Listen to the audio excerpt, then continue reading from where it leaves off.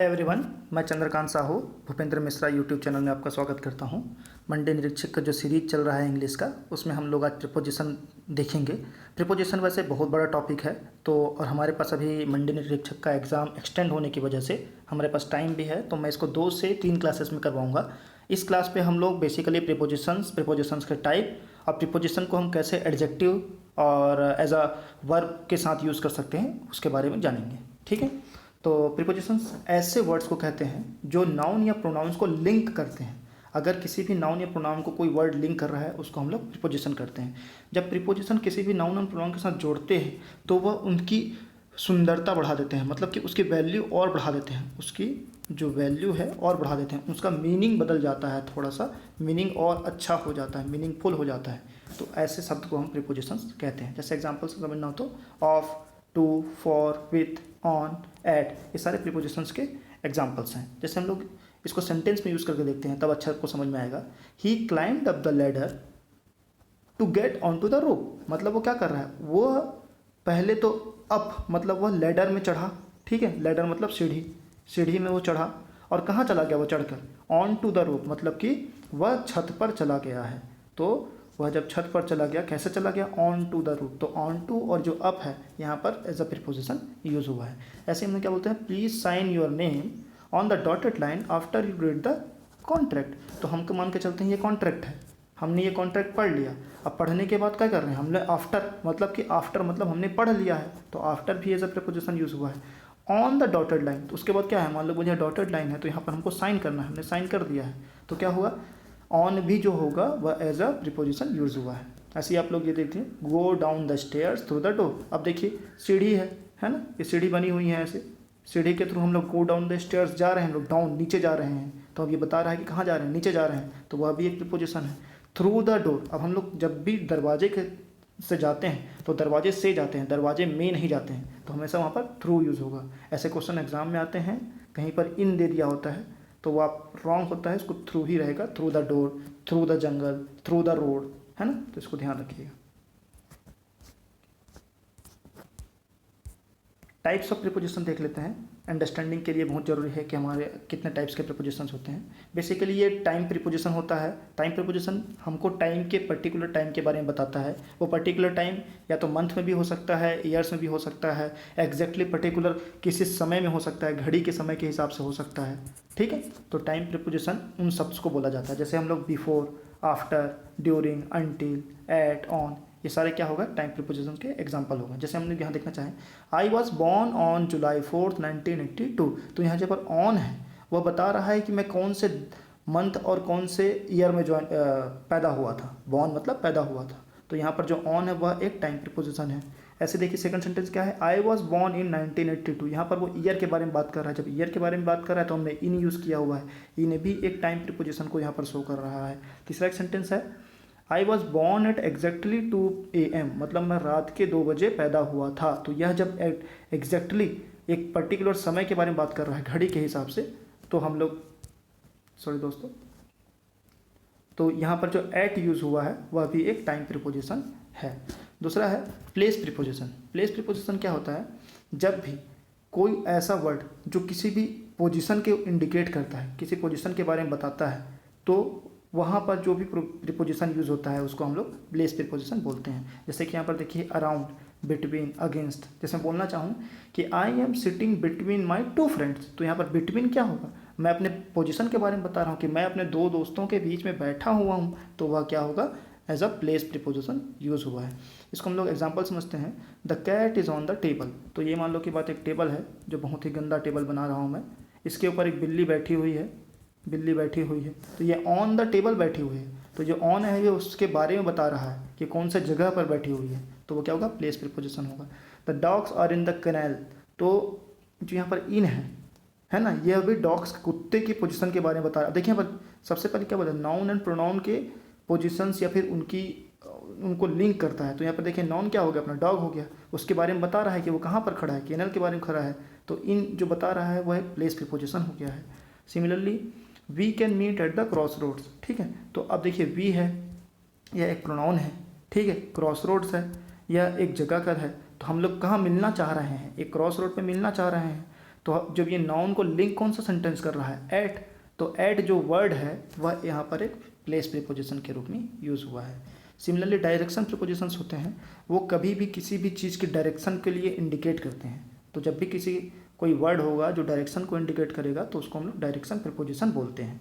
इसके एग्जांपल्स हैं across, up, down, और भी बहुत सारे एग्जांपल्स होते हैं। मैं आपको नेक्स्ट स्लाइड में इसका बेहतरीन एग्जांपल दिखाऊंगा आपको।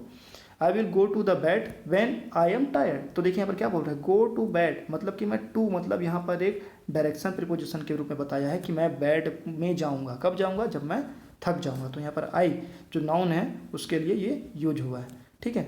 Rebecca and Judy are swimming across the lake. तो रेबेका और जूडी अक्रॉस द लेक मतलब कि झील के अक्रॉस द लेक, जैसे मान लो ये झील है, ये झील है, तो यहाँ पर ऐसे तैर रहे होंगे वो, है ना, तो उसको क्या बोलते हैं, अक्रॉस। अक्रॉस का जब यूज़ होगा तो वह भी एक डायरेक्शन प्रीपोजिशन कहलाता है। The train passes through tunnel, जैसे मैंने आपको बताया था कि गेट के लिए हमेशा हम लोग थ्रू यूज़ करते हैं, वैसे भी जब भी किसी चीज़ के द्वारा जाते हैं हम लोग, किसी चीज़ के बीचों बीच से जाते हैं तो हम लोग वहाँ पर हमेशा थ्रू यूज़ करते हैं। तो यह थ्रू भी होगा क्या, डायरेक्शन प्रीपोजिशन के बारे में बात कर रहा है, ठीक है दोस्तों ये स्लाइड है, इसको आप बहुत अच्छे से देखिएगा। इसमें जो हमने अभी तक जितने टाइप्स ऑफ प्रीपोजिशंस मैंने आपको ब्रीफली बताए हैं उसको बहुत अच्छे से बताया गया है। ये कौन से प्रीपोजिशन कहाँ यूज़ होते हैं। जैसे अगर वो स्पेस की बात कर रहा है, स्पेस में 3 चीज़ हो सकती हैं, प्लेस, पोजीशन और डायरेक्शन। तो इसके लिए अबोव भी हो सकता है place, like I am sitting above the table, ठीक है, तो मैं चेयर के ऊपर बैठा हुआ हूँ, ठीक है। I am going across the roads, मतलब कि मैं रोड के साथ साथ जा रहा हूँ, ठीक है। अलॉन्ग मतलब ये भी वही होता है कि साथ साथ जा रहा हूँ मैं, आई am going along with my friends, मैं अपने दोस्तों के साथ जा रहा हूँ। अमंग, अमंग भी एज अ प्लेस यूज़ कर सकते हैं हम लोग। एट हम लोग जानते ही हैं, मैं बोल सकता हूँ I am at my school, तो मैं अपने स्कूल में हूँ, है ना। Away, from, behind, below, besides, between and next, ये सब क्या है, प्लेस प्रीपोजिशन से हम लोग इसको यूज़ कर सकते हैं। ऐसे हम जब प्रपोजिशन प्रीपोजिशन की बात करते हैं, है ना, तो इसमें क्या आ सकता है, बियॉन्ड, बाई, डाउन मतलब नीचे, फ्रॉम मतलब कहाँ से, इन मतलब में, है ना, इन फ्रंट ऑफ मतलब उसके सामने से, इन साइड मतलब उसके अंदर, इन टू भी मतलब होता है उसके अंदर, नियर मतलब उसके पास, है ना, नियर मतलब उसके पास, ऑफ मतलब उससे दूर, है ना।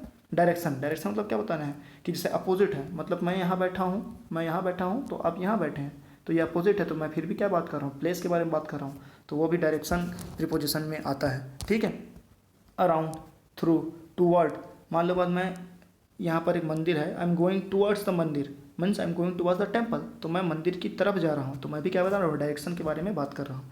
ऐसे टाइम है, मैंने आपको टाइम के बारे में पहले बता चुका हूँ, आफ्टर, बिफोर, एट, बाई, जैसे मान लो बाद एग्जैक्टली 2 बजे हम पैदा हुए तो क्या हमने यूज़ किया था, एट 2 AM, है ना, तो ये एट वहाँ पर यूज़ हो जाता है, ठीक है। ड्यूरिंग, ड्यूरिंग मतलब क्या होगा कि during from this period to this period, मान लो बाद मैंने अप्रैल से लेकर मई तक तैयारी की है, तो ड्यूरिंग दोज पीरियड्स, है ना, मतलब मैंने ड्यूरिंग अप्रैल टू मई तैयारी की है, ठीक है। फ्रॉम भी मतलब टाइम को यूज़ कर सकते हैं हम लोग, जब भी रेंज बताना होता है ना, तो हम लोग फ्रॉम यूज़ करते हैं। इसको हम लोग नेक्स्ट क्लास में कवर करेंगे कि कौन से, जैसे फ्रॉम है, ड्यूरिंग है, सिंस है, इनमें बहुत ही छोटा माइनर डिफरेंस होता है, उसको हम लोग नेक्स्ट क्लास में कवर करेंगे।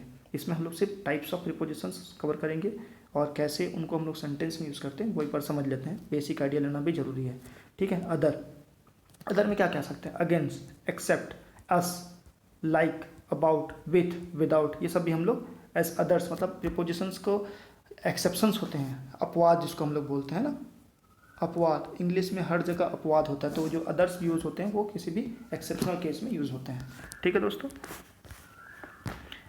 ये वाले उसका आप एक बार स्क्रीनशॉट ले लीजिएगा, मैं रफ कर देता था इसको, आप इसको संभाल के रखिएगा। अब देखिए प्रीपोजिशन विथ वर्ब, जब हम लोग किसी भी वर्ब के साथ प्रीपोजिशन कैसे यूज़ कर सकते हैं ये इसके बारे में बता रहा है, ठीक है। तो जब भी प्रीपोजिशन वर्ब्स के साथ यूज़ होगा तो link between the verb and noun giving extra meaning to the sentence, मतलब कि जब भी प्रीपोजिशन वर्ब्स के साथ यूज़ होगा तो वह मीनिंग को कुछ अलग से, मतलब सेंटेंस में कुछ अलग से मीनिंग पैदा करेगा, ठीक है। जैसे कि अगर हम लोग ऐसे वर्ब्स जो ऐसे प्रीपोजिशन जो वर्ब्स के साथ मोस्टली यूज़ होते हैं वो हैं to, for, about, of, in and from, है ना, ये हमेशा क्या होते हैं, वर्ब के बाद आते हैं। ये चीज़ें आपको ध्यान रखनी पड़ेगी क्योंकि सेंटेंस में जब क्वेश्चंस पूछते हैं तो ऐसे ही एरर्स कर देते हैं, फिर अपन को फिल इन द ब्लैंक्स या फिर जो भी होगा वो अपन को चूज़ करना होता है। जैसे हमने क्या बोला है यहाँ पर, I go to Vancouver on vacation twice a year. अब देखिए यहाँ पर सबसे पहले वर्ब पहचानिए, तो वर्ब क्या हो गया हमारा, गो, है ना, गो हमारा वर्ब हो गया। उसके साथ हमने वर्ड यूज़ किया है टू, तो जो टू है वह एक प्रीपोजिशन की तरह यूज़ हुआ है ना, कि मैं वैंकूवर जाता हूँ साल में 2 बार, है ना। तो गो के साथ जो वर्ब है उसके साथ हमने प्रीपोजिशन यूज़ किया है टू, तो प्रीपोजिशन विद वर्ब का जो कॉन्सेप्ट है यहाँ पर क्लैरिफाई हो गया होगा आपको। ऐसे नेक्स्ट सेंटेंस देखिए, we search for ages before we found the perfect apartment. मतलब कि हमने बहुत दिन तक सर्च किया जब तक हमको एक परफेक्ट अपार्टमेंट या फिर परफेक्ट घर नहीं मिल गया, ठीक है। मतलब क्या, देखिए अब यहाँ पर देखिए वर्ब कौन सा है, सबसे पहले वर्ब पहचानिए, तो वर्ब कौन सा है, सर्च एक वर्ब है, उसके साथ हमने एक प्रीपोजिशन यूज़ किया हुआ है फॉर, ठीक है।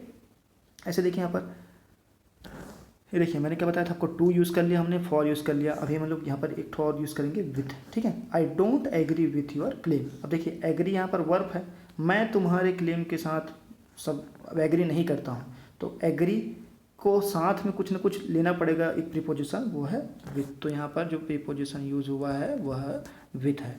नेक्स्ट सेंटेंस है, have you heard of Shakespeare. तो यहाँ पर एक क्वेश्चन मार्क है, मतलब अगर किसी क्वेश्चन फॉर्म में भी हम लोग इसको यूज़ करना चाहें तो भी कर सकते हैं। जैसे यहाँ पर हर्ड है, हर्ड क्या हो गया, एक वर्ब है, उसके साथ हमने ऑफ यूज़ किया है जो एक प्रीपोजिशन है। तो यह प्रीपोजिशन वर्ब का जो कॉन्सेप्ट है वह एक क्वेश्चन फॉर्म, जिसको हम लोग क्या बोलते हैं, क्वेश्चन फॉर्म क्रिएट करने वाला सेंटेंस बोलते हैं, है ना, उसमें भी हम लोग यूज़ कर सकते हैं। Does Rick believe in miracles. तो क्या रिक जो है, बिलीव मतलब क्या मानता है वह मिरेकल्स में, मतलब कि चमत्कार में। तो बिलीव क्या है, एक वर्ब है, उसके साथ हमने इन यूज़ किया हुआ है, तो वह भी एक प्रीपोजिशन विद वर्ब्स होगा। We arrived at our destination. तो यहाँ पर देखिए अराइव्ड एक वर्ब है ना, अराइव्ड एक वर्ब है, उसको साथ हमने एट यूज़ किया हुआ है। एट हम लोग सिंपल भी यूज़ करते हैं और इसको प्रीपोजिशन विद वर्ब्स के लिए भी यूज़ करते हैं, ठीक है। ऐसी है प्रीपोजिशन विद एडजेक्टिव। तो जब भी हम लोग एडजेक्टिव के साथ प्रीपोजिशन यूज़ करते हैं, तो मैंने आपको क्या बताया था, जैसे वर्ब होते हैं उसके मीनिंग्स को बदल देते हैं, उसके मीनिंग को इन्हेंस कर देते हैं, बढ़ा देते हैं। वैसे ही जब प्रीपोजिशंस को हम लोग एडजेक्टिव के साथ यूज़ करते हैं, तो जो भी एक्शन हो रहा होगा, जो भी इमोशन होगा, उसको वो और अच्छे से डिस्क्राइब कर देता है। जैसे मैं क्या बोलूँगा, I am happily married to David. अब मैं क्या बोल सकता था इसको पहले, I am happily married also, है ना, मतलब कि आई एम हैप्पीली मैरिड, मैं खुशी खुदा, मतलब क्या बोलते हैं, खुश मिजाज शादीशुदा इंसान हूँ। लेकिन मैं क्या बोलना चाह रहा हूँ, मैं डेविड के साथ भी खुश मिजाज हूँ, मतलब कि I am happily married to David. तो यहाँ पर जो टू डेविड जो यूज़ हुआ है, जो टू यूज़ हुआ है प्रीपोजिशन विद एडजेक्टिव, वह इस सेंटेंस के इमोशंस को और अच्छे से डिस्क्राइब कर दे रहा है। जैसे देखें, Pele is crazy about this movie. जो पेले है वो क्रेजी है, वो हम लोग सीधा ऐसा ही बोल सकते थे, पेले इज़ क्रेजी, लेकिन हमने क्या बोला, अबाउट जब हमने यूज़ कर दिया प्रीपोजिशन विद एडजेक्टिव, तो वो उस मूवी के बारे में और बता रहा है कि वो उस मूवी के बारे में कितना क्रेजी है। वैसे क्या है, Michelle is interested in politics. तो मिशेल है, मिशेल ओबामा, है ना, वो क्या है, इंटरेस्टेड इन पॉलिटिक्स, वो इंटरेस्टेड है इन पॉलिटिक्स, है ना। तो इंटरेस्टेड जो एडजेक्टिव है उसके साथ हमने इन लगाया हुआ है, तो वो क्या हो गया, प्रीपोजिशन विद एडजेक्टिव्स। अब देखिए, जो मैं आपको बताया था कि वो जब प्रीपोजिशन विद एडजेक्टिव्स हम लोग यूज़ करते हैं, तो वह किसी भी सेंटेंस के इमोशंस को या फिर उसके एक्शन को और अच्छे से डिस्क्राइब करते हैं, मतलब अच्छे से बताते हैं, है ना। तो वो कैसे बताते हैं मैं आपको समझाऊंगा। यहाँ से एक सेंटेंस देखिए, I am good at sports. ये सेंटेंस यहीं तक ही है, I am good at sports, है ना। इसका मतलब क्या हो रहा है कि मेरे अंदर कोई एथलेटिक टैलेंट है, मतलब मैं खेल कूद वाला आदमी हूँ, है ना। मतलब एथलेटिक मतलब क्या होता है, कि जिसकी बॉडी एथलेटिक हो, है ना, तो वैसा मेरे अंदर टैलेंट है। दूसरा क्या है, the nurse was good to my mother. तो अब देखिए सेंटेंस यहीं पर ख़त्म हो जा रहा है। इसका जो हिडन मीनिंग होता है, जो हिडन मीनिंग जो बोलते हैं हम लोग, जो छुपा हुआ मतलब है ना, जो छुपा हुआ मतलब वो क्या बोलना चाह रहा है कि जो नर्स है उसने बहुत ही ज़्यादा ध्यान दिया है मेरी मदर का, जब वह बीमार थी, है ना, उसके साथ बहुत ही अच्छे से व्यवहार किया, बहुत ही मददगार थी वो, ठीक है। I am good with animals. अब देखिए सेंटेंस यहाँ पर खत्म हो चुका है, I am good with animals, तो ये भी एक सेंटेंस है, लेकिन इसके अंदर एक इमोशन छुपा हुआ है, इसके अंदर एक फीलिंग अलग से छुपी हुई है, उसको डिस्क्राइब कैसे करते हैं वो देखिए आप। I get along with them and handle them well, मतलब कि मैं जानवरों के साथ बहुत अच्छा हूँ, मैं उनको बहुत ही अच्छे तरीके से हैंडल कर लेता हूँ, मैं एक जल्दी से घुल मिल जाता हूँ उनके साथ। तो यह एक प्रीपोजिशंस के प्रीपोजिशन विथ एडजेक्टिव के एग्जांपल थे। नेक्स्ट सेशन में दोस्तों हम लोग डिफरेंट टाइप्स ऑफ प्रीपोजिशंस, जो उसमें छोटे छोटे डिफरेंस होते हैं, जैसे सिंस और फॉर्म में क्या डिफरेंस है, ऑन और अबो में क्या डिफरेंस है, अबो एंड बिलो में क्या डिफरेंस है, अंडरनीथ एंड अंडर में क्या डिफरेंस है, इसको हम लोग नेक्स्ट क्लास में पढ़ेंगे। ठीक है दोस्तों, थैंक यू।